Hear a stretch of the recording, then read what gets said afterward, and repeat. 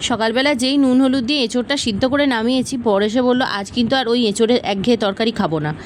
আমি অবশেষে ভেবেচিন্তে এঁচোড়ের মধ্যে একটু নুন, গোলমরিচ গুঁড়ো, লঙ্কার গুঁড়ো, সয়া সস, চিলি সস, 1 চামচ কর্নফ্লাওয়ার আর 1 চামচ করে আদা রসুনের পেস্ট মাখিয়ে রেখে দিলাম।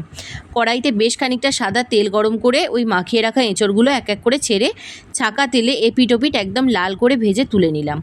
এবার কড়াইতে বেশ কিছুটা তেল তুলে নিয়ে অল্প তেলের মধ্যে একটু রসুন কাঁচা লঙ্কা কুচি দিয়ে এরকম বড় বড় করে চৌকো করে কেটে রাখা পেঁয়াজ আর ক্যাপসিকামগুলো দিয়ে ভালো করে ভেজে নিলাম। পেঁয়াজ ক্যাপসিকাম ভাজা হয়ে গেলে এক এক করে সয়া সস, চিলি সস, লঙ্কার গুঁড়ো, কাশ্মীরি লঙ্কার গুঁড়ো, টমেটো সস দিয়ে ভালো করে মিশিয়ে নিলাম। তারপর এর মধ্যে দিয়ে দিলাম বেশ কিছুটা জল, যেরকম পরিমাণ গ্রেভি হবে। নুন দিলাম আর অল্প একটু মিষ্টি দিয়েছি টেস্ট ব্যালেন্সের জন্য।